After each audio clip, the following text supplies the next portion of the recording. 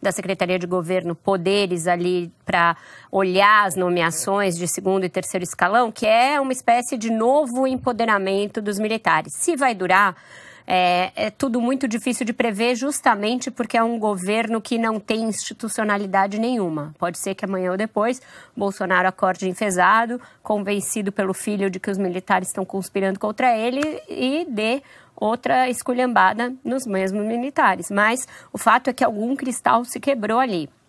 Os militares sabem que o presidente tem um núcleo altamente ideologizado, que eles não respeitam, que eles consideram deletério, mas que tem um poder, se não igual, talvez até maior que o deles próprios, algo que eles não imaginavam quando foram chamados a colaborar com o governo. Não sei se você concorda. É perfeita. As duas opiniões, na verdade, são muito oportunas e prudentes e me tiram um pouco o sentimento de solidão. Eu ver um petista falar em impeachment do Bolsonaro me dá asco, me dá vontade de vomitar, porque impeachment não é remédio para governo ruim. Democracia não é um regime de concessão, é um regime de conquista, de responsabilidade cidadã.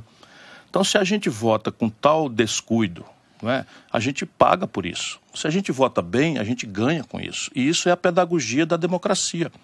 No caso brasileiro, não é, o ódio, o radicalismo ideológico, a simplificação grosseira, esse neopentecostalismo podre, a parte podre do neopentecostalismo, que está aí também como um fenômeno novo a ser entendido, com muito respeito aos fiéis, porque eu compreendo porque que o povo precisa das igrejas, dos templos, a política não está respondendo, as pessoas estão pagando por pertencimento a alguma rede de proteção e eu tenho profundo respeito por isso. E o Bolsonaro, para a gente entender o Bolsonaro, a gente tem que entender a psicologia de um homem quase doente. Quase doente. O Bolsonaro ele tem ódio ao estamento militar. Paixão, não é? Mas ele foi expulso dali. Ele quebrou a hierarquia, ele falou contra os seus superiores e ele está estabelecendo uma espécie de vindita. Se você quiser entender o Bolsonaro, você vai vendo várias coisas. Por que o Bolsonaro tem esse ódio anti-intelectual? É porque ele é curto. A capacidade de raciocínio dele em abstrato, ele é quase um burro. É quase um jumento, assim, um cara imbecil mesmo. E aí o que ele tem? Ele tem ódio aos letrados, ele tem horror a isso.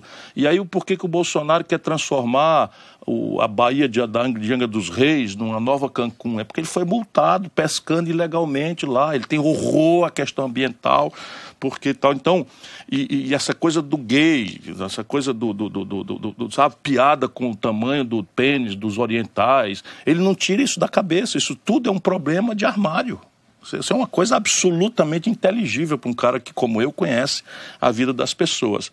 Agora, isso, sobre os militares, rebate, como a Vera falou com muita lucidez, rebate de uma forma, antes de mais nada, assustadora.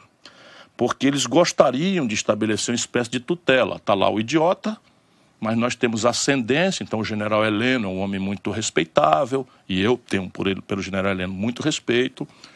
Acho que eles estão traindo a história, né, porque estão contemporizando com essas loucuras, né, estão contemporizando com a entrega do Brasil aos estrangeiros, base de Alcântara entrega aos americanos, a Embraer entrega aos americanos, o acerto. Nós já devemos aos militares, a isso que a Vera corretamente e bem informada que colocou, nós devemos aos militares, ainda no bastidor, nós não estávamos numa aventura bélica na Venezuela.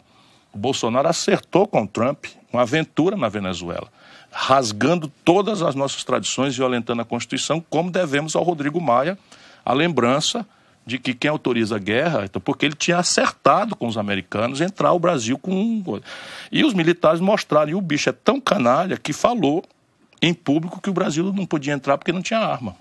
A gente não sabe